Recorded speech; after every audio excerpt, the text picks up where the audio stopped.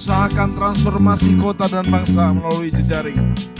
Seperti Yeremia 29 ayat 7, kita berdoa dan membangun.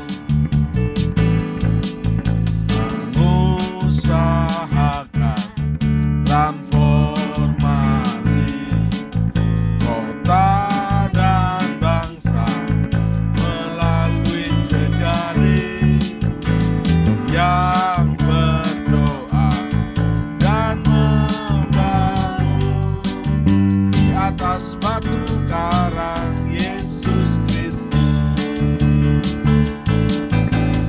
Mengusahakan transformasi kota dan bangsa melalui jejaring yang berdoa dan membangun di atas batu karang Yesus Kristus. Mulai berdoa, mulai membangun, terus berdoa, terus membangun sampai terjadi, harus terjadi, pasti terjadi transformasi Indonesia. Mulai berdoa, mulai membangun, terus berdoa, terus membangun sampai terjadi, harus terjadi, pasti terjadi transformasi Indonesia.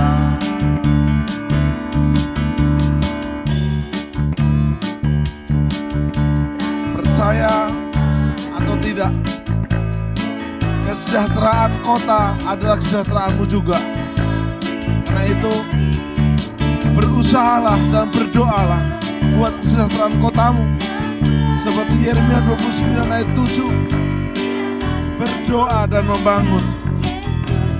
Yes, mengusahakan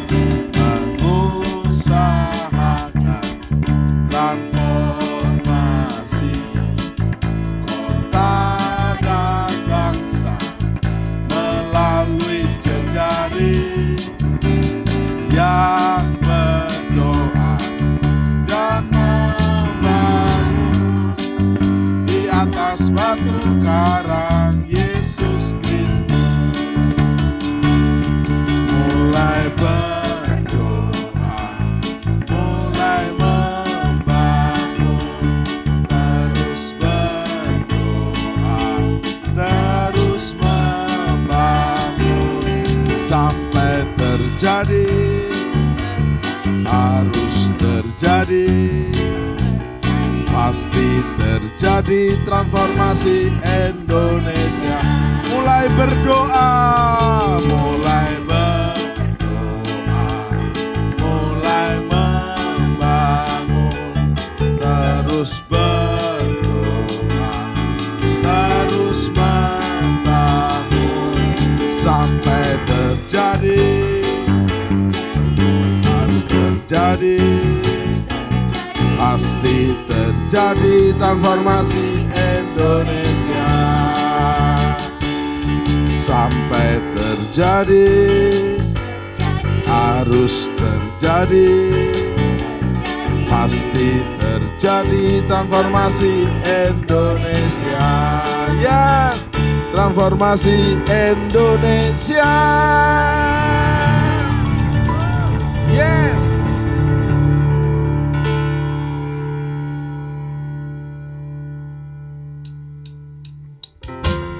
Mari kita semua umat pilihan Allah, dengarlah panggilannya untuk menggenapi firman-Nya. Sekaranglah waktunya untuk berdiri bagi bangsa ini. Ya, umat pilihan Allah, dengarlah panggilannya untuk menggenapi firman-Nya. Sekaranglah waktunya untuk berdiri bagi bangsa ini. Mari maju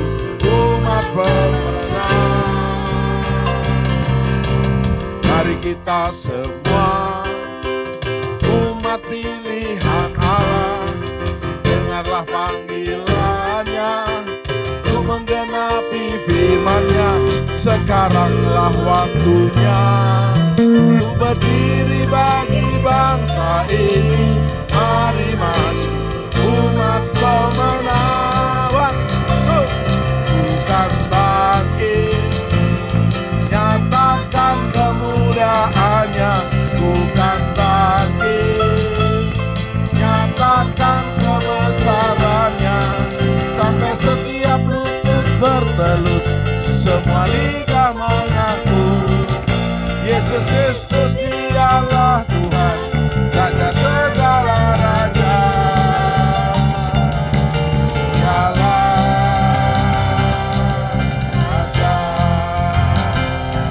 Bukan bangkit, nyatakan kemuliaannya. Bukan bangkit, nyatakan kebenarannya, sampai setiap lutut bertelut, semua lidah mengaku Yesus Kristus Dialah Tuhan, Raja segala raja. Dialah Raja. Mari kita semua umat pilihan Allah. Yes, umat pilihan Allah, dengarlah panggilannya untuk menggenapi firman-Nya.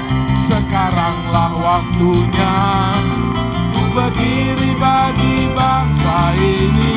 Mari maju umat pemenang, bukan bangkit, bukan bangkit, nyatakan kemuliaannya.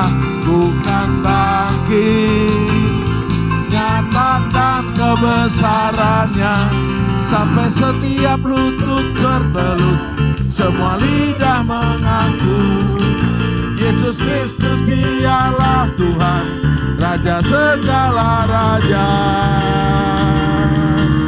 Dialah bukan bangkit, nyatakan kemuliaannya.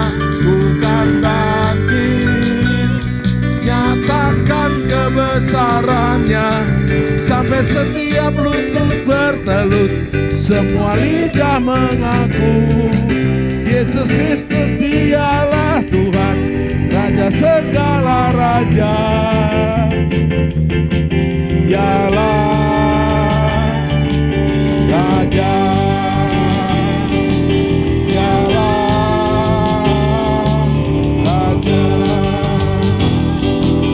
Dialah Raja, Raja. Tepuk tangan bersama-sama. Haleluya.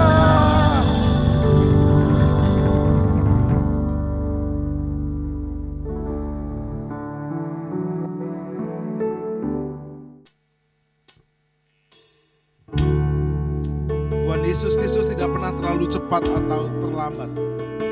Dia selalu bekerja tepat pada waktunya yang terbaik, the best. Bila kau izinkan sesuatu terjadi, ku percaya semua untuk kebaikanku. Bila nanti telah tiba waktumu, ku percaya kuasa-Mu memulihkan hidup. Kita nyanyikan bersama-sama. Bila kau izinkan Sesuatu terjadi, percaya semua untuk kebaikan. Bila nanti telah tiba waktu, ku percaya kuasa-Mu memulihkan hidupku.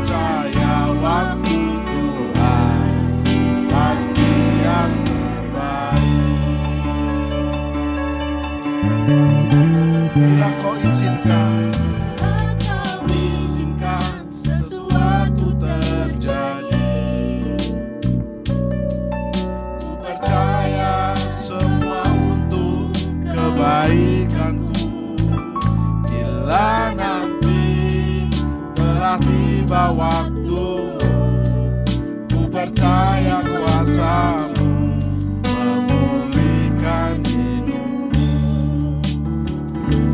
Bila Kau izinkan sesuatu terjadi, ku percaya semua untuk kebaikanku. Bila nanti telah tiba waktumu, ku percaya kuasa-Mu memulihkan hidupku. Tuhan pasti yang terbaik, walau kadang tak mudah dimengerti. Lewati cobaan, ku tetap percaya waktu Tuhan pasti yang terbaik.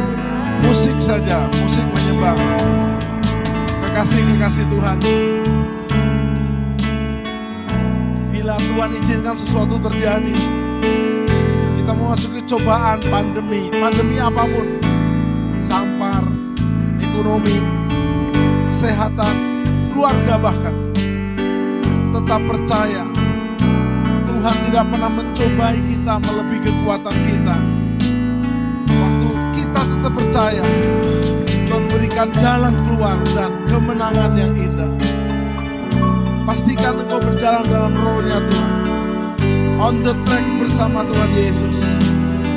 Bila nanti tiba waktu Tuhan yang terbaik, Tuhan jawab doamu, beri kekuatan kepadamu, dan pulihkan hidupmu, keluargamu, kota, dan bangsamu. Bila kau izinkan,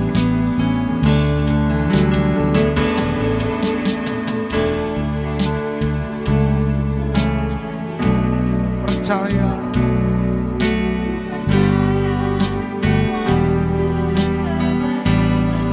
Angkat tanganmu dengan iman.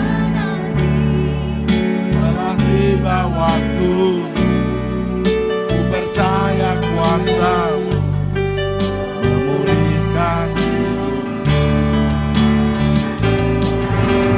Tuhan pasti yang terbaik, walau kadang tak mudah dimengerti. Lewati cobaan, ku tetap percaya waktu Tuhan pasti yang terbaik. Lewati cobaan, ku tetap percaya waktu Tuhan pasti yang terbaik. Lewati cobaan, ku tetap percaya waktu Tuhan pasti yang terbaik. Terima kasih Bapa, waktu-Mu selalu terbaik. Dalam segala perkara kami memuji-muji-Mu, kami menyembah-Mu. Naikkan bahasa baru-Mu, atau panggil Yesus Juru Selamat dan Tuhanmu. Kira lama, sandara lama, syandara lama, tiara lama, syandara sandara. Terus percaya dan terus percaya, selamanya percaya. Dalam nama Yesus, Tuhan penebus dan juru selamat kami. Yes.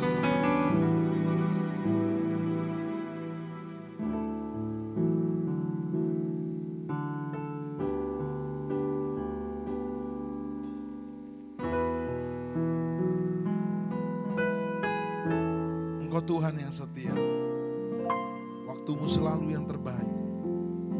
Engkau Tuhan sandaranku, dan ku hanya kan berharap kepadamu.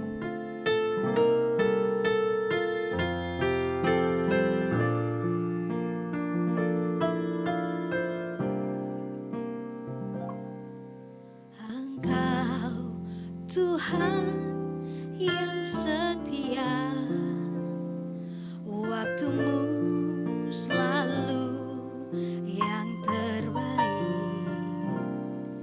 Engkau Tuhan sandaranku, dan ku hanya kan berharap padamu. Satu-satunya yang ku andalkan, satu-satunya yang ku percaya, Engkau sumber kekuatan, sumber pengharapan, sumber kedamaian. Satu-satunya yang ku andalkan, satu-satunya yang ku percaya, Engkau Tuhan memberkati, Tuhan penyembuhku, Tuhan pemulihku. Satu-satunya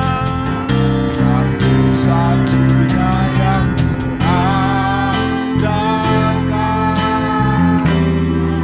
Diberkatilah orang yang mengandalkan Tuhan Yesus Kristus. Kehidupannya akan seperti sungai yang mengalir. Terima kekuatan, terima pengharapan, ada sumber kedamaian. Satu-satunya yang andalkan, satu-satunya yang percaya, Engkau Tuhan memberkati, Tuhan penyembuhku, Tuhan pemulihku. Engkau Tuhan memberkati, Tuhan penyembuhku, Tuhan pemulihku.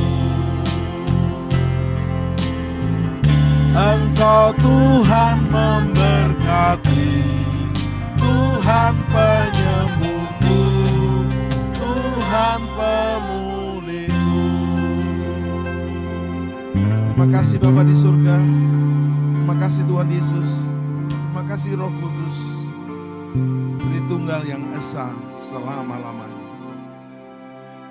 Dalam nama Tuhan Yesus Kristus. Amin. Salam penyembahan, Sobat Penyembah. Melalui program Worship at Home pada saat ini kita sudah memuji, menyembah, memuliakan Tuhan karena kita diciptakan menjadi penyembah. Bukan hanya nanti di surga sebagai penyembah, tapi hari-hari ini kita telah belajar punya budaya dan gaya hidup lifestyle sebagai penyembah. Dan kita saat ini akan menerima firman Tuhan. Telah hadir hambanya Pastor Dr. Roni Daud Simeon. Salam hambanya. Shalom, shalom warga kerajaan, Puji haleluya. Tuhan. Thank you untuk kehadirannya. Kita akan membahas tema dari buku kita ini, yaitu Sonship, Ya, yaitu hati seorang putra. ya, Sering ada seseorang mengaku anak rohani, tapi kelakuannya nggak kayak anak gitu ya. Saya masih ingat di teguran doa Bapa kami itu, Bapa kami yang di surga, jangan manggil Bapa kalau kau nggak sikap sebagai anak gitu toh. ya. Jadi ngaku-ngaku Bapa, nggak sebagai anak. Nah, kita akan bahas Sonship, hati seorang putra ini dari Pak Pendeta Roni Daud Simeon. Hambanya, Ya. apa itu Sonship? Apa itu hati seorang putra? Silakan. Sonship. Kalau dibuat definisi sederhana, sonship itu adalah suatu sikap dan sistem nilai yang sesungguhnya dalam mengikuti dan menghormati para bapak rohani. Jadi saya ulangi ya, suatu sikap dan sistem nilai yang sesungguhnya dalam mengikuti dan menghormati para bapak rohani. Jadi ada dua kata penting di sana. Kata sikap dan kata nilai di situ. Nah, sikap ini apa yang diperlukan ketika kita perlu untuk memiliki hati seorang putra itu? Semuanya sebetulnya orientasinya, teladannya adalah Yesus Kristus. Kita tidak akan pernah melihat Yesus jatuh dalam dosa, kan? Kita tidak pernah melihat bahwa Yesus pernah gagal. Kenapa? Rahasianya di Yohanes pasal 5 ayat ke-19. Di situ Yesus selalu berkata begini, anak tidak bisa berbuat dari dirinya sendiri, melainkan selalu melihat Bapa, mengikuti Bapa. Apapun yang Bapa kerjakan, anak mengikutinya. Seperti itu. Nah, itu rahasia kesuksesan daripada Yesus Kristus Sang Putra. Nah, ketika firman Tuhan juga menjelaskan dalam Ibrani, Pak. Ibrani pasal yang ke-2 ayat ke-10 berkata seperti ini. Sebab memang sesuai dengan keadaan Allah yang baginya dan olehnya segala sesuatu dijadikan, yaitu Allah yang membawa banyak orang kepada kemuliaan, juga menyempurnakan Yesus yang memimpin mereka kepada keselamatan dengan penderitaan. Di terjemahan bahasa Indonesia cuma dikatakan Allah, yaitu Allah yang membawa banyak orang. Tapi sebetulnya dalam terjemahan bahasa Inggris, King James Version, itu lebih clear, lebih jelas dikatakan begini. Bringing many sons into glory. Bringing many sons. Ya, membawa putra-putra kepada kemuliaan. Jadi Tuhan mau bukan sekedar jemaat biasa, Pak. Tuhan ingin kita dibawa untuk menjadi putra-putri kerajaan Allah dengan memiliki hati seorang putra. Nah, kalau saya ngomong putra di sini, tolong yang wanita jangan merasa lu, kita wanita bagaimana dong, gitu ya. Yeah. Ini masalah keputraan ini lepas dari semua gender yang ada. Jadi bicara keputraan itu juga bisa terjadi pada seorang wanita ya, seperti itu. Hati seorang putra, hati yang seperti ada pada Yesus terhadap Bapaknya itu sendiri. Nah, jadi itulah secara per definisi, Pak. Tepatnya putra itu bukan gender tapi Ya. kepada anak ya. Ya, Hati itu seorang anak. putra dalam arti kata hal yang spiritualnya, Pak. Ya. Jadi bukan masalah laki atau perempuan seperti itu. Oke. Bukan jenis kelamin. Ya. Baik. Bagaimana pengalaman Pastor Roni menemukan Bapak Rohani? Karena Ya. ada pertanyaan ini. Sebenarnya Bapak Rohani yang melahirkan kita anak rohani atau anak rohani yang mencari bapaknya? Dan yang Ya. kedua, pertanyaannya adalah, bolehkah Bapak Rohani itu lebih dari satu? Silakan. Ya. Jadi kalau menurut saya kita akan kembali lebih dulu kepada ini sikap tadi, Pak. Ya. Saya kembali kepada divisi. Ada dua kata penting tadi yang saya sebutkan. Pertama sikap dan nilai. Sikap di sini ini bicara tentang apa? Perlu sebagai putra-putri kita ini memiliki sikap yang pertama adalah sikap yang hormat kepada otoritas. Ya. Ya. Sikap hormat ini kalau saya temukan dalam Efesus pasal yang ke-6 dari ayat 1 sampai 4. Itu menjelaskan bagaimana firman Tuhan supaya diminta, hai anak-anak, taatilah orang tuamu di dalam Tuhan, karena haruslah demikian. Hormatilah ayahmu dan ibumu. Ini adalah suatu perintah yang penting seperti yang nyata dari janji ini, supaya kamu berbahagia dan panjang umurmu di bumi. Jadi pertama yang harus ada dibangun di sini menurut firman Tuhan ada sikap hormat dulu dari seorang putra itu. Ya, bahkan Alkitab jelas begini. Taatilah orang tuamu dalam Tuhan. Kalau dalam Tuhan tidak ada masalah, berarti orang tua dalam Tuhan. Jadi perintah-perintah yang diberikannya pasti selaras dengan firman Tuhan. Ya. Tapi soal hormat, tidak ada tulisan hormati ayahmu ibumu dalam Tuhan lagi. Hormatilah ayahmu dan ibumu gitu aja. Artinya begini, walaupun orang tua kita belum di dalam Tuhan, walaupun orang tua kita belum percaya Yesus, walaupun orang tua kita itu pendidikannya rendah, walaupun orang tua kita itu tinggal di desa, Alkitab mengajarkan kepada kita supaya kita tetap menghormati mereka apapun keadaan mereka, apapun keyakinan mereka. Dan kalau itu kita lakukan, luar biasa, ada double blessings. berkat double. Dikatakan di Alkitab adalah berbahagia dan panjang umur di bumi. Ada orang bahagia tapi gak panjang umur. Ada orang panjang umur tapi gak bahagia. Tapi kalau kita menghormati orang tua kita, maka Alkitab menjelaskan bahwa kita diberikan berkat, yaitu berbahagia lalu panjang umur di bumi. Nah, itu sikap yang pertama. Ya. Saya selesaikan dulu sehubungan Siap. dengan tadi ya. Jadi sikap yang berikutnya yang perlu kita pahami di sini, contohnya bagaimanapun keadaan orang tuamu, itu jangan kita bergosip tentang dia. Contoh ya Pak, waktu itu Nuh punya 3 orang anak. Sem, Ham, Yafet. dan Yafet. Ya, Ya, Nuh melakukan kesalahan. Dia mabuk kan? minum Dia anggur. telanjang, minum Ya. anggur sampai mabuk. Dan si Ham melihat ketelanjangan itu, dan dia menganggap itu sebagai sesuatu lelucon. Dan dia menceritakan kepada kakak-kakaknya. Tapi Sem dan Yafet justru berjalan mundur untuk menutupi ketelanjangan orang tuanya dengan menutup kain. Maka kita lihat bagaimana Sem kemudian mengalami dikutuk. Dan Ham yang dikutuk. Tapi Sem dan Yafet justru diberkati. Orang tua kita bisa saja jasmani maupun rohani loh, berbuat kesalahan. Bisa jadi karena mereka masih manusia. Tapi yang paling penting, kita itu menaruh hormat kepada mereka. Ya. Dan kalau misalnya perintahnya, tunggu dulu Pak, perintahnya bagaimana? Tergantung perintahnya dong. Kalau perintahnya sesuai dengan kehendak Tuhan, lakukan. Kalau enggak ya kita berhak untuk menolak, untuk tidak melakukannya, tapi tetap dengan sikap hati yang menghormati orang tua kita. Jadi ini yang penting ditanamkan khususnya kepada generasi ini Pak. Dan sikap berikutnya, jadi saya mau tekankan jangan bergosip tentang kelemahan orang tua jasmani maupun rohani kita. Tapi juga bersedialah untuk ditegur. Ya, karena seringkali kan kita nggak mau ditegur, maunya disanjung senantiasa. Padahal kitab Wahyu pasal yang ke-3 ayat 19 berkata, barang siapa ku kasihi, ya Kutegur dan ku hajar, seperti itu ya. Jadi teguran itu baik buat setiap kita. Amsal mengatakan teguran yang nyata lebih baik dari kasih yang tersembunyi.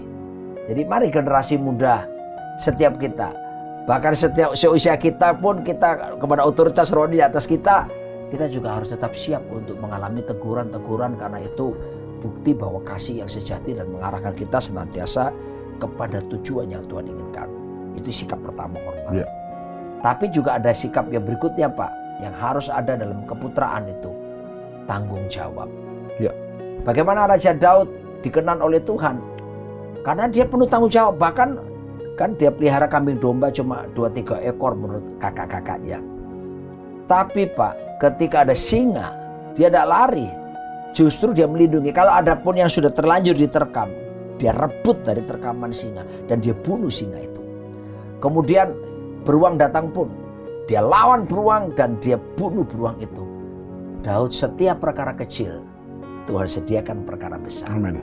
Bahkan disuruh bapaknya, ayo antar makanan ke kakak-kakakmu waktu medan peperangan itu. Daud tidak berkata begini, nggak mau. Bukankah Mazmur 27 ayat 10 berkata, sekalipun ayahku dan ibuku meninggalkan aku, tapi Tuhan menyambut aku. Karena memang Daud kurang disayang. Buktinya apa? Waktu pemilihan raja, Samuel datang, nggak dipanggil, tetap jadi gembala, ya. Tapi ini yang saya mau ingatkan kepada generasi. Jangan memakai alasan bahwa orang tua tidak perhatikan. Jangan pakai alasan, oh bapak pendeta saya, bapak rohani saya nggak memperhatikan, lalu kamu hidup dalam ketidaktaatan. Mari kita mau extra mile, kita mau lebih excellent lagi. Sekalipun mereka tanda petik kurang mengasihi kita, belajar tetap respect, belajar tetap tanggung jawab melakukan tugas-tugas yang dilakukan. Dan apa yang dilakukan oleh Daud ketika papanya suruh, dia tetap pergi ke sana. Dan yang luar biasa, tanpa Daud ketahui, promosi besar-besaran dari Tuhan sedang menunggu Pak. Biasanya kan orang menjadi panglima itu butuh proses panjang kan Pak, bertahun-tahun, puluhan tahun Pak. Ya. Saya pernah belajar tentang struktur, kalau nggak salah waktu saya masih sekolah dulu, belajar IPS. Bagaimana kalau orang lulus akabri waktu itu ya, itu harus lulus letnan 2. Naik laku letnan 1, terus apa lagi? Jenjangnya kapten, mayor, letnan kolonel, brigadir jenderal, Baru jenderal. mayor jenderal, letnan jenderal, jenderal. Wah, itu puluhan tahun Pak sampai ke sana. Daud ketika diangkat sama Tuhan mengalahkan Goliat, langsung diangkat jadi panglima. Dan dibilang apa? Saul mengalahkan beribu-ribu laksa, Saul beribu-ribu, Daud berlaksa-laksa. Jadi jangan khawatir soal promosi. Alkitab katakan promosi bukan datang dari utara, selatan, barat, timur, padang gurun, padang belantara, tapi dari pihak Tuhan. Amin. Tapi belajarlah dengan otoritas kita, sikap hormat, tanggung jawab, dan yang berikutnya tunduk dan taat, Pak. Ini yang seringkali nggak disukai generasi, ya. Kenapa? Karena memang ternyata ada juga otoritas rohani yang salah menggunakan itu. Dan diberitahu, pokoknya kamu harus tunduk. Nah, tapi kalau tanpa dibarengi dengan sikap mengasihi, sikap keteladanan juga ya, itu generasi bagaimana bisa mau belajar tunduk. Tapi ada juga pengajar yang mengatakan begini, tunduknya itu sekarang langsung sama Tuhan saja, bukan kepada manusia. Wow. Saya sedang berpikir, kalau orang tunduknya cuma langsung kepada Tuhan, kepada yang kelihatan aja nggak bisa tunduk, Apalagi yang nggak kelihatan. Jadi justru tunduk pada otoritas itu menghasilkan otoritas. Kita akan hidup dalam otoritas karena kita tunduk pada otoritas. Saya lihat Gitu, Pak. karir pelayanan Pak Roni itu dari Surabaya kan setelah menemukan Bapak Rohani. Iya benar. Kalau saya boleh nangkap. Jadi bagaimana tuh kisah ketemunya? Oh iya. Lebih tepatnya Pak Roni menemukan atau Pak Roni diketemukan oleh Bapak Rohani? Silakan. Ya, saya percaya itu terjadi karena pengaturan Tuhan sepenuhnya ya. Saya kan kuliah. Ya. Lalu saya hadir di Persekutuan Doa Surabaya Presenter. Hadir pertama. Hadir aja jadi jemaat biasa. Tiap Jumat saya datang. Setelah proses saya bertobat itu, tahu-tahu dipertemukan dengan Bapak Pendeta Timotius Arifin itu ketika saya diundang mimpin pujian di sebuah sekolah. Ya. SMP Dapena Surabaya. Ya. Pak Arifin juga diundang di sekolah itu untuk berkhotbah. Gitu ceritanya. Jadi saya mimpin pujian aja seperti biasanya saya diundang ke sekolah itu. Tiba-tiba menurut beliau ini ya, sesudah itu Roh Kudus bicara kepada beliau dan kemudian disampaikan kepada saya bahwa anak ini punya urapan seperti Daud, lalu kemudian dan anak ini akan Tuhan pakai dan seterusnya dah. Dan itulah yang mendorong Pak Arifin untuk memanggil saya dan mengajak saya untuk bergabung di Surabaya Presenter itu. Dan saya pertama melewati menjadi singer dulu, dan setelah itu dipercaya untuk menjadi pemimpin pujian seperti itu, Pak. Jadi itu semua dalam pengaturan Tuhan. Tidak dicari tapi ketemu. Ya? Ketemu, Tuhan yang mempertemukan. Tapi juga ada proses di mana pencarian, juga tidak salah juga. Tapi pesan saya adalah perlu ada chemistry, Pak. Seperti Bapak tadi bilang, kalau cuma mengaku Bapak tapi tidak ada hubungan, terus tidak ada chemistry, jadinya nanti formalitas semuanya. Padahal hubungan yang dibangun adalah informal. Ya. Father and son relationship itu informal seharusnya. Nggak resmi yang sifatnya, misalnya kalau dalam kelas pemuritan itu misalnya buka Alkitab, kita akan belajar seperti enggak, wajar seperti kita makan bersama. Di situ Bapak Rohani menanamkan nilai-nilai. Itu yang Pak Arifin lakukan kepada saya. Saya pernah tinggal di rumah beliau 1 tahun penuh, Pak. Wow. Dan saya bersama beliau sekarang sudah lebih dari 30 tahun. Ya, sudah sekitar 32 tahun. Ya, saya tidak pernah beliau panggil gini, Roni sini duduk, terus buka Alkitabmu. Sekarang kita belajar soal ini. Tidak pernah. Ya, beliau cuma ngobrol waktu makan. Terus dia tanamkan nilai tentang kesucian, kekudusan, lalu kemudian tentang integritas. Lagi di mobil, saya kadang-kala setir mobil, beliau di samping saya bicara tentang hal-hal yang nilai-nilai value Pak, itu yang ditekankan. Nah, itu saya serap banyak-banyak seperti itu. Jadi, berarti Bapak rohani bisa didoakan dan dicari, bisa Tuhan yang mempertemukan. ya, bisa banyak jalan cara Iya. Tuhan bisa Tetapi nyatakan. sampai yang saya ambil kuncinya chemistry-nya tadi ya, bisa satu klik gitu ya. Ya, itu biasanya harus ada chemistry Pak. Nah, chemistry itu bahasa bebasnya apa tuh? Chemistry itu Satu zat kimia. Satu. jadi ada sesuatu yang nyambung Pak, yang cocok, klop gitu, masuk Sebagai itu. anak dan bapak. Iya seperti itu, dan itu saya percaya itu tidak juga teori ya, itu nanti dalam pengalaman di lapangan kita bisa. Berarti merasakan. sebelum chemistry masih boleh punya beberapa bapak rohani kali ya? Ya, Setelah klop baru satu. begini, kalau menurut saya Kan Paulus memang berkata, Paulus kamu berkata punya kamu bapak, mempunyai banyak pengajar, pemimpin, tapi satu ya, bapak. tapi ada beribu-ribu itu, tapi hanya satu seperti itu. Tentunya kita bisa melihat bahwa senior-senior itu sebagai orang tua rohani lah, seperti itu ya.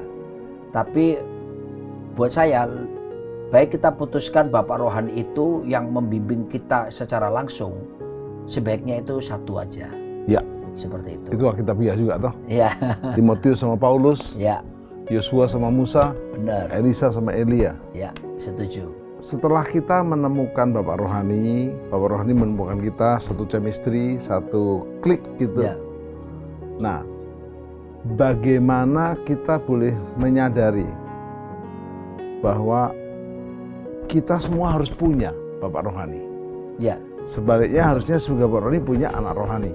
ya. Bagaimana mereka berkata begini, saya nggak mau, saya mau langsung ke Yesus, ke surga. Ya. Silakan. Ya, kan kita sudah bisa melihat di Alkitab bagaimana Yesus sendiri pun tidak sendirian. Ya, dia bersama dengan Sang Bapa. Tadi Pak Tim menyebutkan bagaimana Timotius dengan Paulus, lalu Musa, Joshua, dan Elia, Elisa seperti itu. Dan itu seperti pattern yang memang Alkitab sudah tunjukkan pada setiap kita. Ya. Jadi saya percaya bahwa setiap kita, siapapun kita, termasuk pendeta sekalipun, ya kita harus punya bapak rohani. Ya, kita nggak bisa jadi sendirian seperti itu. Makanya ada istilah soldier fortune, prajurit tanpa markas. Udah nggak jelas komitmen di mana, nggak punya bapak rohani, akibatnya apa? Membangun kebenaran sendiri. Nggak ada yang bisa mengoreksi, nggak ada yang mengarahkan. Naik sendiri, jatuh Betul. sendiri. Itulah istilahnya orang-orang yang namanya memiliki roh yatim Pak. Yatim piatu, orphan spirit di dalam dirinya. Itu seringkali muncul. Makanya banyak pemimpin-pemimpin, pemimpin belum tentu bapak. Tapi kalau bapak pasti pemimpin. Nah, kalau cuma sekedar pemimpin saja itu banyak.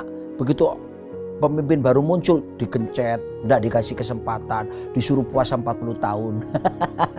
Tapi kalau berhati bapak, nah saya boleh buat akronim ya.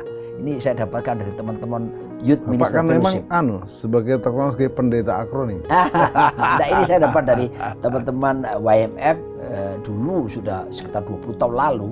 Bapak itu ada singkatan BAPAK. Ya. B itu bertumbuh. Ya. Bapak itu selain dirinya bertumbuh, dia juga menumbuhkan putra-putri rohaninya. A-nya itu arah. Dia menunjukkan arah. Ya. Dia menolong putra-putri berjalan menuju visi ke arahnya. Lalu P-nya adalah pondasi. Memberikan fondasi kebenaran firman Tuhan di dalam dirinya supaya kokoh teguh di dalam firman. Lalu A-nya lagi adalah anugerah. Nah, dia yang memberikan anugerah kepada pembina yang dibinanya seperti itu. Tapi jangan lupa, K yang terakhir itu apa? Kedisiplinan, Pak. Nah, disitulah ada teguran, ada hajaran, ya supaya balance pertumbuhannya putra-putri itu menjadi putra-putri yang bertumbuh secara seimbang. Semua orang perlu dibapai. Tapi sekali lagi, sebelum menjadi bapak, mari kita belajar menjadi putra lebih dulu. Ketika kita belajar menjadi putra, Suatu hari kita pasti dipercaya menjadi bapak secara rohani dan bisa membapai banyak orang seperti itu. Jadi mulailah setiap perkara kecil, nanti Tuhan pasti akan berikan perkara-perkara besar dalam kehidupan kita. Dan pasti dijauhkan dari itu Pak, roh yatim piatu itu. Bahaya Pak, kalau ada hamba Tuhan sekalipun, kalau roh yatim piatu Pak, dia pasti tidak akan menginginkan generasi yang dibawa lebih baik. Ya, dia akan kasih kesempatan. Makanya dalam kesempatan ini saya mengusulkan perlu adanya yang disebut selain father and son relationship tadi Pak, modelnya leadershipnya itu intergenerational leadership. Jadi misalnya yang umur 60 tahun itu membapai yang umur 50 tahun mempersiapkannya, yang 50 tahun mempersiapkan yang 40 tahun, yang 40 tahun mempersiapkan yang 30 tahunan, yang 30 tahunan mempersiapkan yang 20 tahunan. Sehingga jenjang ataupun proses suksesi ataupun apapun peralihan generasi itu bisa berjalan dengan baik karena adanya kesinambungan. Dan melibatkan mereka dalam pertemuan-pertemuan pengambilan kebijakan. Itu kayak kita, usia-usia kita sudah kepala 5. Kita kurang mengenal dengan baik para millennials kita. Kesukaan mereka apa? Dunia metaverse sekarang. Kita ketinggalan. Gadget aja kita ketinggalan dengan mereka. Tapi ketika kita rangkul mereka, kita izinkan mereka memberikan masukan-masukan kepada kita untuk kepemimpinan khususnya kalau dalam gereja. Saya percaya gereja akan menjadi relevan. Wow. Ya, gereja akan menjadi tepat guna dan penjangkauannya bukan melulu kepada orang tua, tapi di setiap segmen generasi kita bisa menyampainya. Tapi nafasnya adalah yang dibangun, hubungannya adalah father and son relationship, hubungan bapak dan putra seperti itu Pak. Ya. Baik. Sekarang pengalaman Pak Roni sebagai anak, sebagai putra. Selama 30 tahun dimuridkan oleh Bapak Rohani, sekarang didampingi dan didorong, dan sekarang satu tim pelayanan. Apa suka dukanya? Apa yang perlu dihindari? Apa yang perlu dikuatin sehingga teman-teman udah mulai tahu kan, harus punya Bapak Rohani. Ya. Kalau bisa satu, yang sudah chemistry. Ya. Tapi bagaimana pengalaman Bapak? Peran Bapak salah satunya itu kan memberi identitas. Ya. Jadi ketika memberi identitas, terus juga memberikan visi, putra putri rohani itu tahu kemana harus melangkah. Dan peran Bapak juga memberikan keteladanan. Keteladanan dalam bentuk kasih tanpa syarat, ya, penerimaan tanpa syarat. Ketika melihat itu, Bapak jangan lupa, children see, children do. Anak-anak melihat, anak-anak melakukan. Dan ketika menerima keteladanan yang sangat positif, itu membangun fondasi kehidupan di mana kita akan memegang nilai-nilai yang positif sesuai dengan kepentingan kerajaan Allah. Tetapi juga harus ada peran putra. Nah ini yang seringkali putra-putri menuntut perhatian Bapak, keteladanan Bapak. Saya harus katakan bahwa ada prinsip keputraan yang saya tulis di buku saya ini adalah putra harus mengejar Bapak. Kan Bapak itu seringkali sudah ngayomi kita, memberi arahan, keteladanan, mengasihi kita tanpa syarat. Maka dari putra pun harus ada bagiannya, yaitu mengejar Bapak. Mengejar ini dalam arti kata kita juga harus bisa kan sekarang menggunakan HP, WhatsApp, tanyakan apa kabar dan sebagainya. Bertahun-tahun saya belajar jadi putra Pak. Akhirnya sekarang Tuhan percayakan saya menjadi bapak bagi banyak putra. Bahkan menjadi bapak bagi para gembala-gembala, para pendeta-pendeta. Nah itu karena saya belajar untuk menjadi putra yang baik dulu. Dan pengalaman saya mengejar Pak Arifin sebagai bapak rohani. Ya, saya telepon, saya WA atau apapun. Bahkan sekarang putra-putri rohani saya kadang-kala mereka telepon padahal cuma gini, mau pengen cuma dengar suaranya saja. Ya, seperti itu. Ya nggak apa-apa. Ya, dari situ kita bangun komunikasi dan sebagainya. Jadi ada bagian daripada putra yang tadi seperti sikap yang saya katakan, hormat, tanggung jawab, tunduk dan taat. Tapi ayo putra mengejar bapaknya itu. Jangan selalu menuntut perhatian dari Bapa rohani atau maupun Bapa jasmani setiap kita seperti itu. Tapi bagian kita untuk mendekati, waduh dia terlalu sibuk.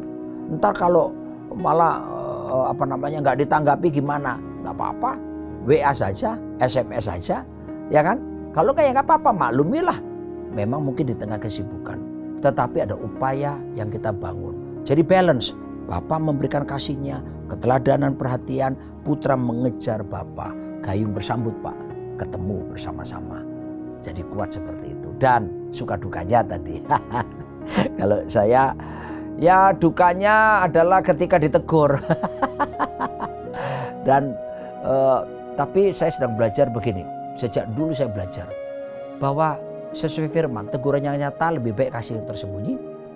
Barang siapa ku kasih, ku tegur, bahkan ku hajar. Jadi ketika saya ditegur, bahkan beberapa kali saya ditegur dengan keras, saya tidak boleh timbul pikiran, saya cari bapak lainnya aja. Saya nggak mau ikutilah apa semua. Enggak. Saya sedang berkata kepada diri saya bahwa inilah proses pembentukan karaktermu. Karena firman Tuhan berkata, Yesaya 40 ayat yang ke-31 itu, umat yang kubentuk akan memberitakan kemuliaanku atau kemasyuranku. Yesaya 41 ya. Dan saya bersadar kalau saya dibentuk bahwa Tuhan percayakan untuk memberitakan kemasyuran, untuk menyatakan kemuliaan Tuhan seperti itu. Dan ya here I am, saya sudah mengalami berkali-kali ditegur, dan justru saya sedang melihat bahwa itu baik buat saya.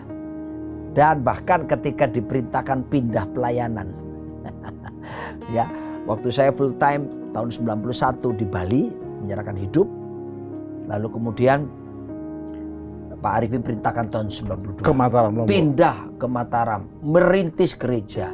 Mulai dari nol, nggak ngerti apa-apa Pak. Saya bukan sekolah Alkitab, saya pastoral counseling aja nggak tahu, tapi learning by doing. Karena belajar taat kepada otoritas. Saya yakin Roh Kudus akan membimbing seperti itu, dan saya dibimbing oleh Tuhan. Dan tentu Pak Arifin juga terus melakukan bimbingannya. Dan sudah enak 13 tahun setengah anak-anak lahir di sana, gereja sudah ada, gedung resmi, sekolah terbangun, semua fasilitas lengkap. Tahu Pak Arifin bilang, pindah ke Malang. Mulai nol lagi Pak, merintis dari awal lagi. Sampai waktu itu orang berpikir saya kena hukuman. Ya, saya didisiplin apa? Enggak, itu enggak ada. Karena itu gerak apostolik, pelayanan apostolik untuk menanam gereja baru. Saya berkata, yes sir, I put my trust in you. Sampai orang berkata, Bapak kok begitu percaya? Nah kalau keliru Pak Arifin, saya bilang begini, tanggung jawab Pak Arifin sama Tuhan. Ya. Bagian saya adalah saya mentaati. Dan saya ke Malang. Mulai nol lagi. Berapa tahun? 3 tahun di Malang. Setelah itu ditugaskan lagi. Setelah di Malang bertumbuh cepat jemaat, sudah mau siap-siap kita mau bangun gedung gereja, ditugaskan ke Jakarta. Waduh, saya harus memulai dari yang baru lagi. Karena waktu itu membangun pelayanan namanya Kingdom Generation Community. Tapi ternyata Pak, sekarang saya menikmati. Ternyata Tuhan berurusan pula dengan untuk anak-anak saya. Pendidikan anak-anak saya jauh dapat lebih bagus. Dan Tuhan bawa saya kepada dimensi yang lebih luas lagi tentunya. Jadi belajar taat seperti itu. Saya mau katakan kepada pemirsa, Yesus Kristus tidak punya agenda pribadi waktu dia datang ke planet bumi. Yesus Kristus tidak punya bahkan agenda tersembunyi. Agendanya Yesus cuma satu, melaksanakan kehendak Bapa. Makanya dalam Yohanes 4 itu ayat berapa? 31 dia berkata, makananku ialah melakukan kehendak Bapa. Makananku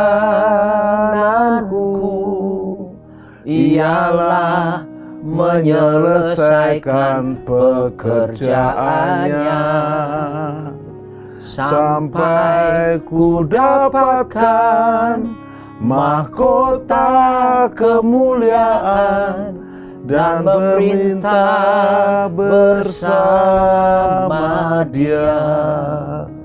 Sampai ku dapatkan mahkota kemuliaan dan memerintah bersama Dia.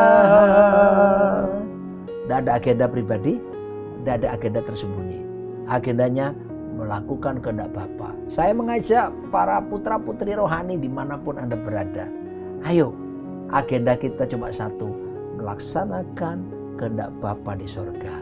Dan itu diwujudkan kepada para bapak-bapak rohani kita. Oke, Pak Roni. Ya. Tapi saya udah kecewa dengan Bapak rohani saya, gembala saya. Saya sudah pernah menghadapi yang tidak seperti yang saya harapkan. Ini saya mewakili, saya kagak. Iya, saya tahu ya. Jadi bagaimana kalau orang udah dikecewakan dengan Bapak rohani, dikecewakan dengan gembalanya,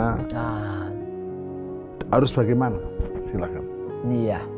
Jadi begini, tentunya roh yang mengampuni harus dinyatakan terus dalam diri kita ya. Pendeta juga manusia. Bapak rohani bisa salah, bisa melakukan sesuatu yang keliru bisa jadi, tapi tetap jaga sikap respect itu, hormat kepadanya, dan juga tidak usah digosipkan, tidak usah membicarakan seperti Ham yang memberitahukan ketelanjangan daripada si papanya si Nuh. Tapi ada lagi Pak, setelah sikap itu kita lihat sekarang otoritas rohani, karena ini banyak pertanyaan. Nah kalau otoritas rohani kita itu memang hidup dalam dosa terus-terusan, bagaimana? Kan kita bisa tercemarkan ataupun terpengaruh atau kena transfer bahasanya seperti misalnya, mohon maaf, ternyata dia pisah sama istrinya. Ya. Lalu ternyata hidup dia dalam perzinahan. Iya.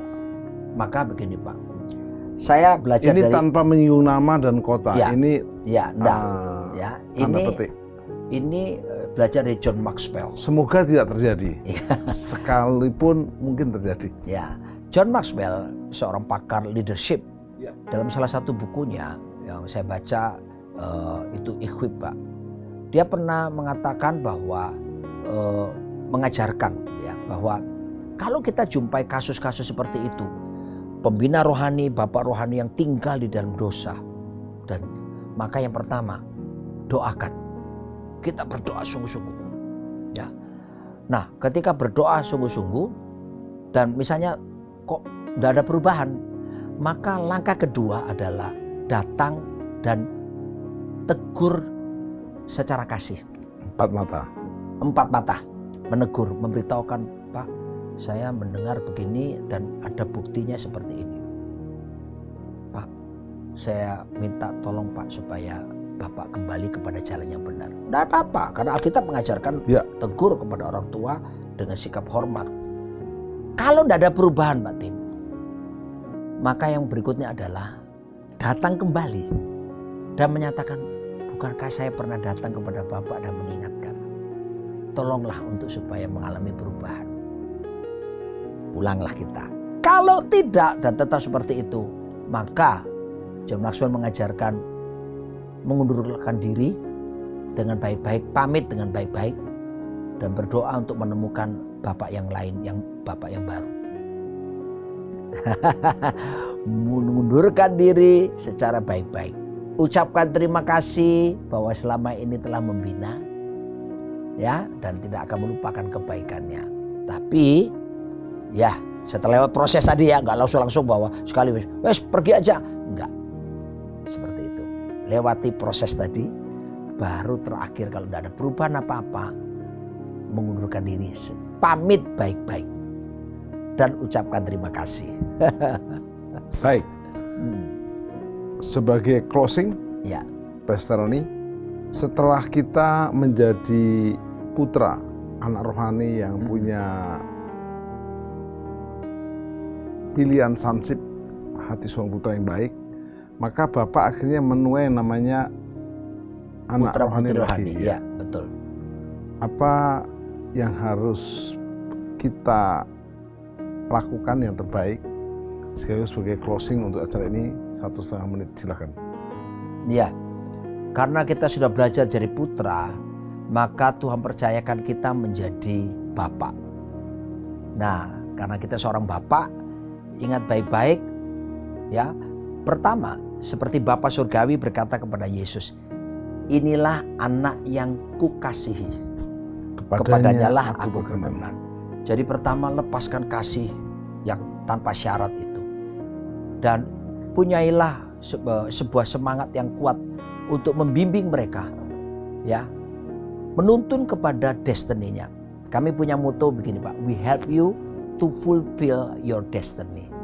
Kami menolong Anda untuk supaya apa? Membawa Anda sampai kepada tujuan yang Tuhan inginkan kepada Anda. Seperti itu.